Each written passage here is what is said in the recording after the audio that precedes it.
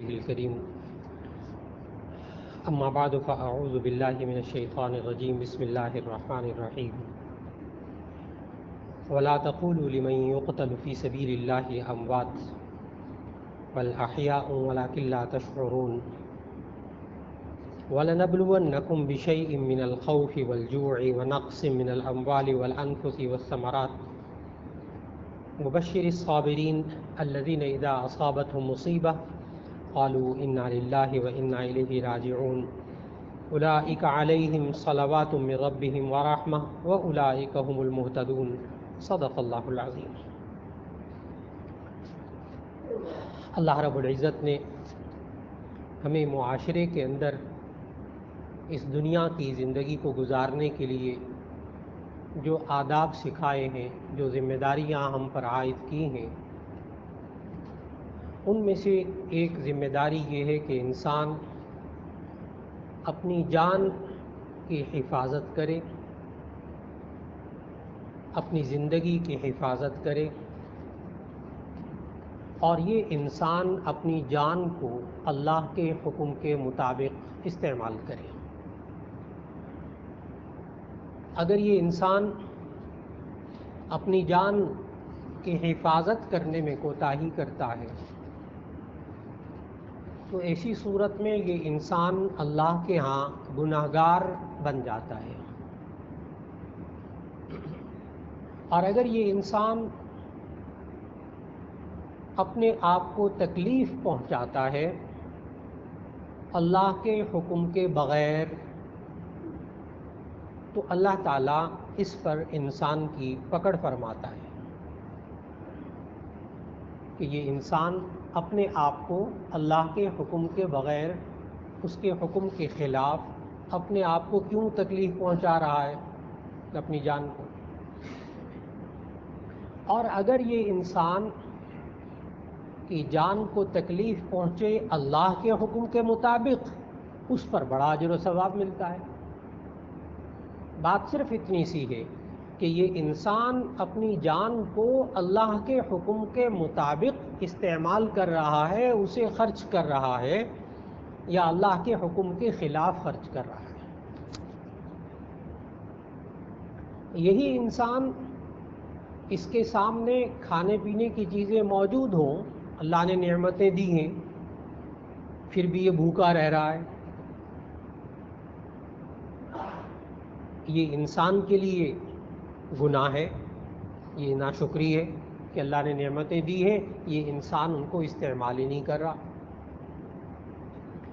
یہاں تک کہ یہ انسان اگر بیمار ہو جائے اور اس کو دوا کی ضرورت ہو، اور یہ انسان سستی، غفلت، کاہلی کی وجہ سے دوا استعمال نہ کرے، باوجود استطاعت کے، پیسہ بھی پاس ہے، دوائیں بھی مل سکتی ہیں، اور یہ انسان بس اس تکلیف ہی کو برداشت کرتا رہے، تو علماء نے لکھا انہی آیات کی تشریح میں کہ اس انسان کو گناہ ہوگا۔ بالکل اسی طرح جیسے کھانا سامنے ہو، پاس موجود ہو، نہ کھائے، اپنے آپ کو بھوکا رکھ رہا ہے، بلا وجہ اپنے آپ کو تکلیف پہنچا رہا ہے۔ لیکن یہی انسان جون جولائی کے اندر صبح سحری سے لے کر اور افطار تک بھوکا پیاسا رہ رہا ہے، سخت گرمی کے موسم میں سامنے ٹھنڈا پانی پڑا ہوا ہے لیکن روزہ رکھا ہوا ہے، اس پر جناب اتنا اجر و ثواب مل رہا ہے کہ اللہ تعالیٰ کہتا ہے میں اس کا بدلہ خود تمہیں دوں گا، یہ روزہ رکھا ہے میں اس کا بدلہ خود دوں گا، اس لیے کہ یہ بھوک اور پیاس جس سے اس کی جان کو تکلیف پہنچی اللہ کے حکم کے مطابق۔ یہ جتنی بدنی عبادتیں ہیں جس میں انسان کی جان صرف ہوتی ہے، یہ بدنی عبادتیں یہ بھی اللہ کے حکم کے مطابق ہوں گی تو یہ انسان کے لیے عبادت بنیں گی، اور اگر یہ انسان اپنے خیال کے مطابق وہی کام کرے، بالکل اسی طرح کی شکل اختیار کرے، لیکن وہ بدنی عبادت جس میں جان استعمال ہو رہی ہے وہ اللہ کے حکم کے مطابق نہیں ہے، تو یہی گناہ ہے۔ چاہے شکل عبادت کی ہو، چاہے شکل عبادت کی ہو، جیسے نماز پڑھنا بہت بڑا ثواب کا کام. نماز ایک بدنی عبادت، اس میں جان استعمال ہوتی ہے، بدن استعمال ہوتا ہے. یہ انسان نماز پڑھتا ہے، اس کا بہت ثواب ہے، سب حضرات کو پتہ ہے.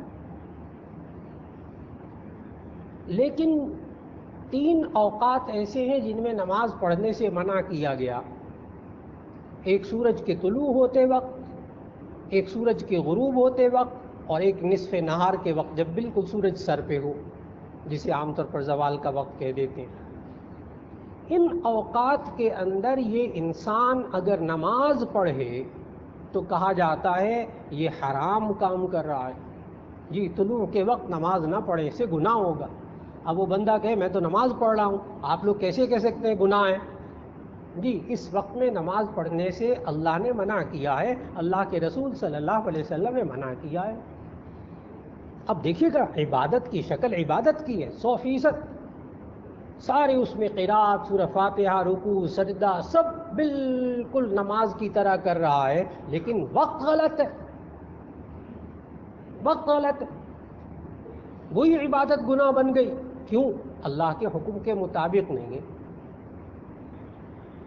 اس بات کو بہت باریکی سے انسان نے سمجھنا ہوگا کہ اللہ نے جو انسان کو جان دی ہے، اس جان کو اور بدن کو یہ انسان اللہ کے حکم کے مطابق استعمال کرتا ہے تو یہی عبادت ہے. یہی جان اس کو اللہ کے حکم کے خلاف اپنی عقل کو استعمال کر کے اپنی خواہش، اپنے جذبے کو پورا کرتا ہے، لیکن وہ ہوتا اللہ کے حکم کے خلاف ہے. یہی چیز انسان کے لیے وبال جان بن جاتی ہے. یہ انسان اس کے لیے لکھ دیا اللہ نے، جس طرح اس انسان نے مرنا ہے یہ طے شدہ. انسان کی زندگی، انسان کی موت، انسان کا رزق، وَشَقِيٌّ أَمْ سَعِيدٌ، یہ نیک بخت ہے یا بدبخت. یہ چیزیں، یہ چاروں چیزیں جس وقت ماں کے پیٹ میں انسان کے اندر روح پھونکی جاتی ہے اس وقت یہ چاروں چیزیں طے کر دی جاتی ہیں. تو زندگی اور موت طے ہو چکی، مرنا طے ہو چکا. کس طرح مرنا ہے اس انسان نے یہ طے ہو چکا. انسان کو نہیں پتا، انسان کو تقدیر کا نہیں پتا میں نے کیسے مرنا ہے. لیکن یہ انسان خودکشی کر لیتا ہے، اپنے آپ کو مار لیتا ہے. آپ معاشرتی خودکشی، امتحان میں فیل ہو گیا، FSC کے امتحان میں فیل ہو گیا، اگلے دن اخباروں میں آ گئے وہ FSC کے امتحان میں فیل ہو گیا تھا، دل برداشتہ ہو کر نوجوان نے خودکشی کر لی، حرام موت مارا. وہ جی گھریلو حالات تھے، تنگ آ کر بیوی نے خودکشی کر لی. قرضے سے تنگ آ گیا تھا، بے روزگاری سے تنگ آ گیا تھا، اپنے آپ کو گولی مار لی، خودکشی کر لی.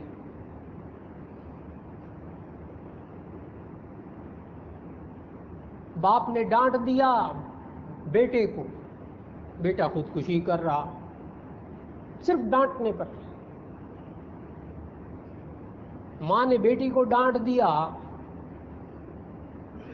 بیٹی نے اس کو دل پہ لگا لیا، کوئی جناب زہریلی دوائی پی لی، زہریلی چیزیں کھا لی. ہسپتالوں کی ایمرجنسیاں بھری پڑی ہیں نوجوان بچے اور بچیوں سے. جب ڈاکٹر حضرات کے پاس اٹھنا بیٹھنا ہوتا ہے، ایمرجنسی کے بڑے ہاسپٹلز کے ڈاکٹر کے پاس اٹھنا بیٹھنا ہوتا ہے، بہت بیچاروں کے دل دکھ رہے ہوتے ہیں ان ڈاکٹروں کے. نوجوان بچے اور بچیاں اور بڑے معزز گھرانوں کی بسا اوقات، کھاتے پیتے گھرانوں کی بچیاں، کھاتے پیتے گھرانوں کے بچے، نوجوان نوعمر.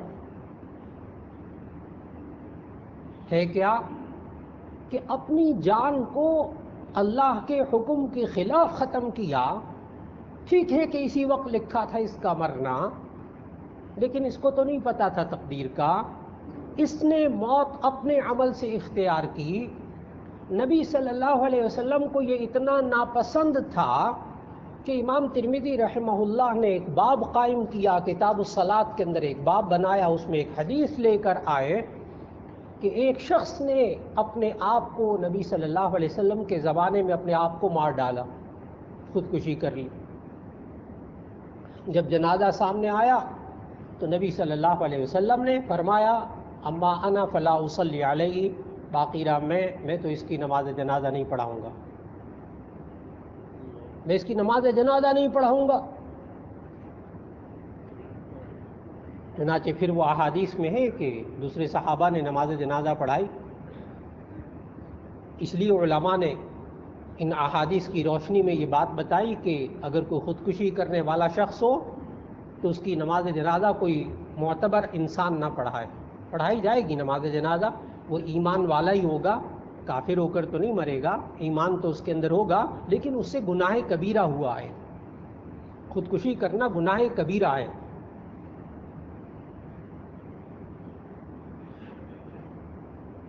یہ انسان، اس کو آخرت میں کتنی سزا مل رہی. دنیا میں دیکھیے نبی صلی اللہ علیہ وسلم نے کتنی نفرت کی اس شخص سے. فرما رہے ہیں میں نماز جنازہ نہیں پڑھاتا اس کی. اور آخرت میں کیا ہوگا اس کے ساتھ؟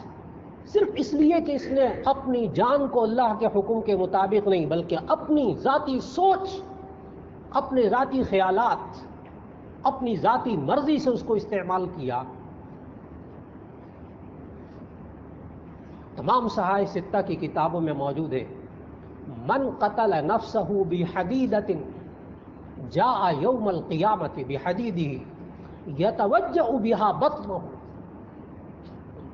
کہ جو شخص کسی تیز دھار چیز کے ساتھ اپنے آپ کو مار ڈالے گا تو قیامت کے دن وہ اس طرح آئے گا کہ اس کے ہاتھ میں وہی تیز دھار چیز ہوگی اور وہ اپنے پیٹ میں گھونپ رہا ہوگا. یہی اس کی سزا. میں نے بتایا صحائف ستہ کی مستند احادیث سنا رہا ہوں.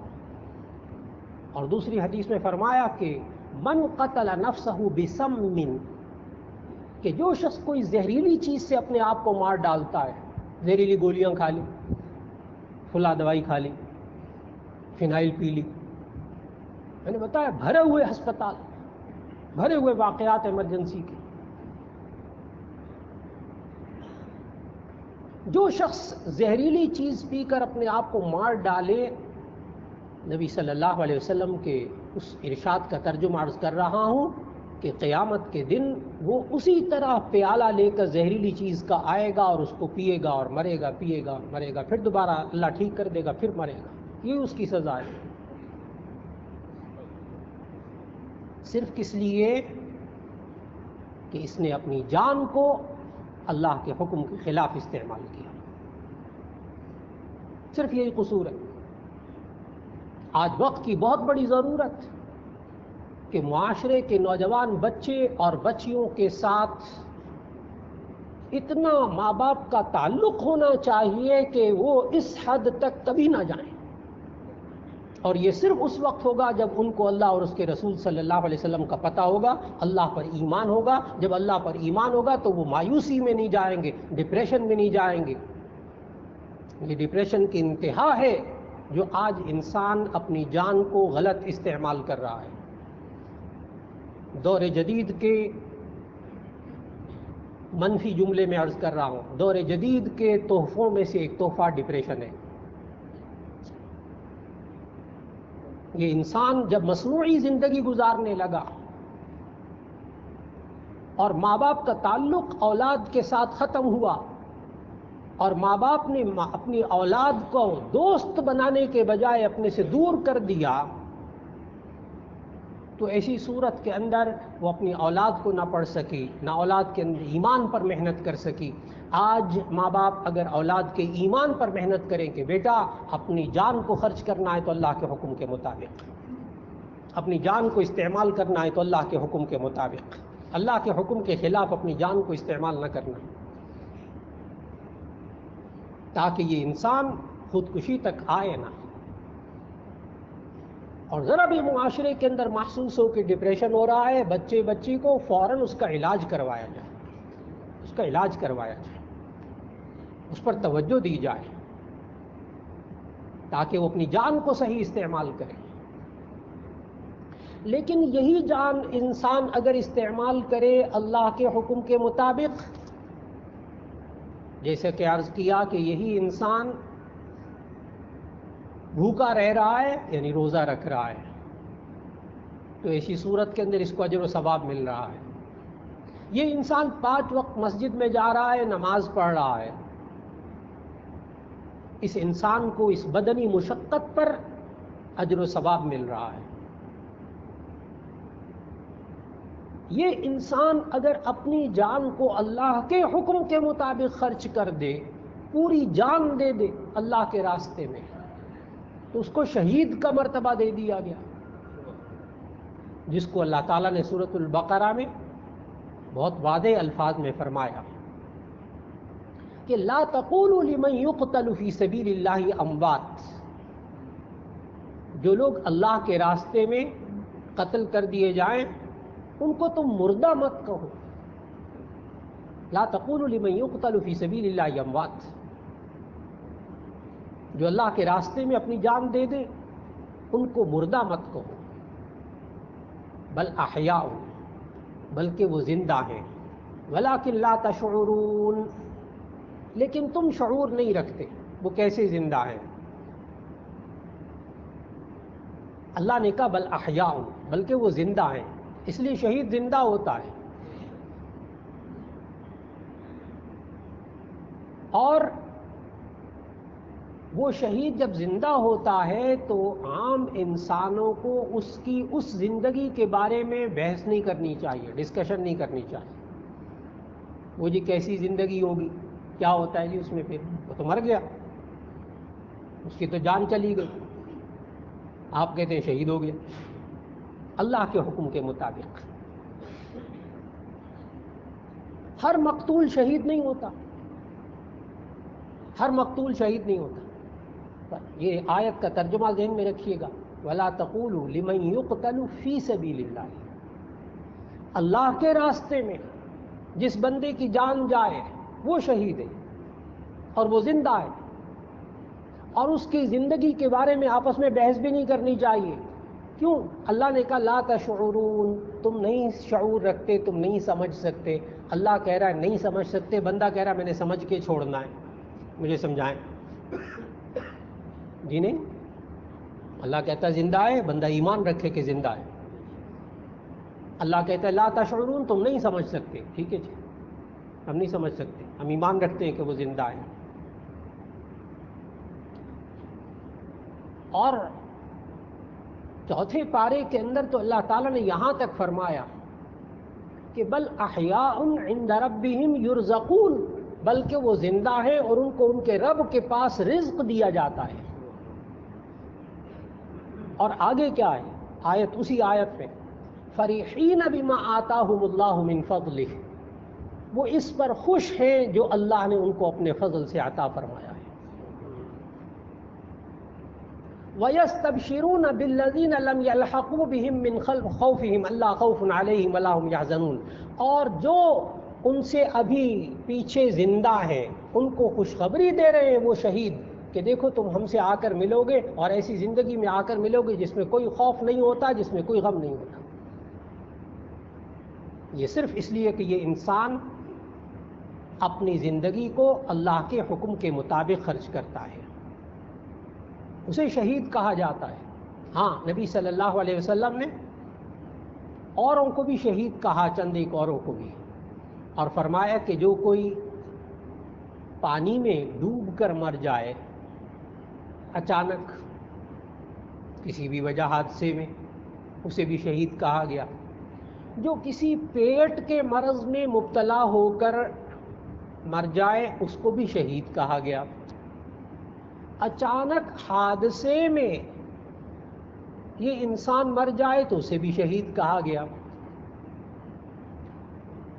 لیکن جو اللہ کے راستے میں جہاد کرتے ہوئے شہید ہوتا ہے اس کے لیے اتنا بڑا مرتبہ کہ اس کو اسی کپڑوں کے ساتھ انہی چیزوں کے ساتھ اس کو دفنا دیا جاتا ہے اور اس کے لیے استغفار بھی کر دیا جاتا ہے، اور اللہ رب العزت اس کو درجات بھی عطا فرماتا ہے۔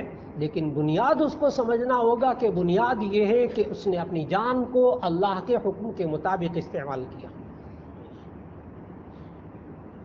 آج یہ انسان معاشرے کے اندر رہتے ہوئے نبی صلی اللہ علیہ وسلم نے جس طرح وہ ایثار اور قربانی، اپنی ذات کو، اپنی جان کو اللہ کے حکم کے مطابق استعمال کرنا، اور پھر وہ ایثار اور قربانی کا وہ جذبہ جو کہ صحابہ کرام رضوان اللہ علیہ مجمعین کے اندر موجود تھا، جس کی تربیت کی۔ ایک صحابی اس جہاد کے اندر اپنے چچا بھائی کو پانی پلانے کے لیے جاتے ہیں اور ساتھ اور کوئی چیزیں بھی لے لیتے ہیں۔ جب میدان جہاد میں پہنچتے ہیں تو ایک زخمی نظر آتا ہے، اس کو پانی پلانے کی کوشش کرتے ہیں۔ حدیث کا ترجمہ عرض کر رہا ہوں۔ جب وہ قریب پہنچتے ہیں تو اس شخص کو نزدیک سے ایک اور آواز آتی ہے کراہنے کی، کسی زخمی کی۔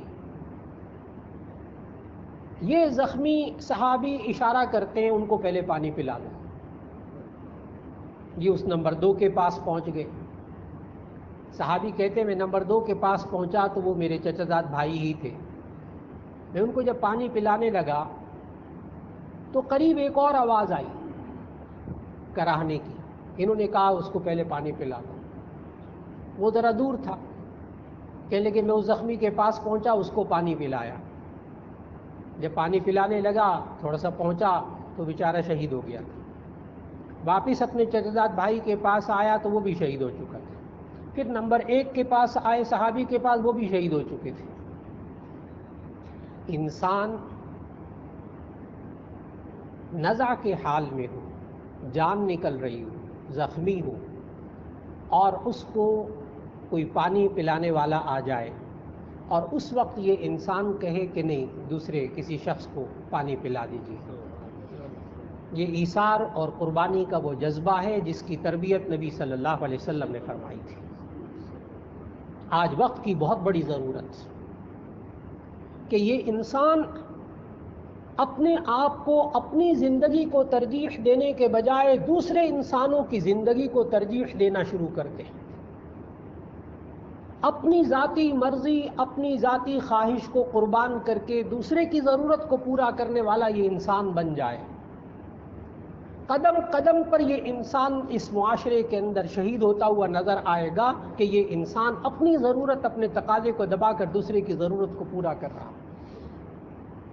یہ وہ چیز ہے جسے نبی صلی اللہ علیہ وسلم نے سکھایا۔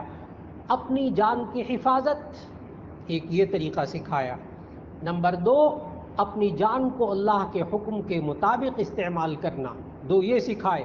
تیسرا طریقہ کہ یہ انسان دوسرے کی جان کا احترام کرے، دوسرے کی جان کا احترام کرے، اپنی ذات سے کسی دوسرے انسان کو تکلیف نہ پہنچنے دے، کہ اس کی جان کو تکلیف نہ پہنچے۔ اللہ رب العزت آج ہمیں معاشرے کے اندر وہی جذبہ عطا فرما دے جو جذبہ تمام شہداء کرام رضوان اللہ علیہ مجمعین کے اندر موجود تھا، کہ ان لوگوں نے کبھی بھی اپنی جان کو اللہ کے حکم کے خلاف استعمال نہیں کیا۔ ان لوگوں نے کبھی اپنی جان کو اللہ کے حکم کے مطابق ہمیشہ کے لیے جب بھی استعمال کیا، اللہ کے حکم کے مطابق استعمال کیا۔ یہی وہ چیز ہے جو کہ انسان کو دنیا کے اندر مضبوط بناتی ہے، ارادے کے اعتبار سے اور قوم کے اعتبار سے۔ اور اگر کسی قوم کے اندر یہ جذبہ شہادت یہ نہ رہے، اللہ کی راہ میں اپنی جان قربان کرنے کا ایک جذبہ نہ رہے، تو پھر اس قوم کا حال اور اس امت کا حال کیا ہوتا ہے کہ نبی صلی اللہ علیہ وسلم نے ارشاد فرمایا کہ ایک وقت ایسا آئے گا کہ امت مسلمہ کی طرف لوگوں کو بلایا جائے گا، کما تداع الآکلۃ الی قصعتها، جیسے ایک کھانا کھلانے والی ایک کھانے کے پیالے کی طرف بلاتی ہے کہ آؤ کھا جاؤ، اس طرح امت مسلمہ کے خلاف لوگوں کو کہا جائے گا آؤ ان کو کھا جاؤ۔ اس پر صحابہ کرام رضوان اللہ علیہم اجمعین نے یہ سوال کر دیا، سیدھا سا سوال جو آپ حضرات کے ذہن میں بھی آ گیا کہ کیا یا رسول اللہ صلی اللہ علیہ وسلم، کیا اس وقت ہماری تعداد اتنی تھوڑی ہوگی؟ کیا اتنے ہم تھوڑے سے مسلمان ہوں گے کہ کہا جائے گا آؤ ان کو کھا جاؤ؟ اس پر نبی صلی اللہ علیہ وسلم نے جواب دیا کہ نہیں، اس وقت مسلمانوں کی تعداد بہت زیادہ ہوگی، وَلَٰكِنَّكُمْ غُثَاءٌ كَغُثَاءِ السَّيْلِ، لیکن اس وقت تم اتنی بڑی تعداد میں ہوگے مسلمان، لیکن اس طرح ہوگے جیسے کہ سیلاب کے اوپر تنکے اور جھاگ وغیرہ ہوتی، بس اس کی تعداد تو بہت زیادہ نظر آتی ہے لیکن اس میں جان نہیں ہوگی، وہ پھونک ہوگا خالی بے جان۔ اس پر پھر صحابہ نے سوال کیا، یا رسول اللہ صلی اللہ علیہ وسلم، ہم اتنی بڑی مسلمانوں کی تعداد ہوگی، اس کے باوجود کہا جائے گا کہ آ جاؤ کھا جاؤ، اور آپ نے فرمایا کہ یہ بس کمزور سے مسلمان ہوں گے؟ نبی صلی اللہ علیہ وسلم نے فرمایا کہ ہاں، للوہنی، وہن عربی میں کہتے ہیں کمزوری، للوہنی، ایک کمزوری کی وجہ سے، کمزوری کی وجہ سے۔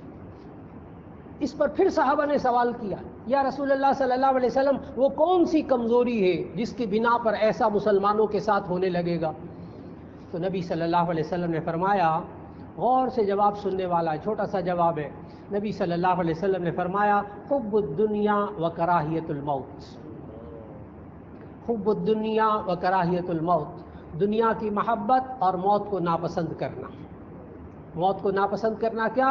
اللہ کے حکم کے مطابق اپنی جان خرچ نہ کرنا۔ حب الدنیا و کراہیت الموت، جس وقت انسان پیسے کو سب کچھ سمجھ بیٹھے گا، پیسے کو خدا بنا بیٹھے گا، مال و دولت کو خدا سمجھے گا، اس کی محبت اس کے دل میں آ چکی ہوگی، اور کراہیت الموت، موت کو ناپسند کرتا ہوگا، یہ اللہ کے حکم کے مطابق اپنی جان استعمال کرنے کا خیال اس کے اندر نہیں ہوگا، ایمان نہیں ہوگا، تو ایسی صورت میں امت مسلمہ کا پھر حال یہی ہوگا کہ تعداد بہت بڑی ہوگی لیکن کہا جائے گا ان کو کھا جاؤ۔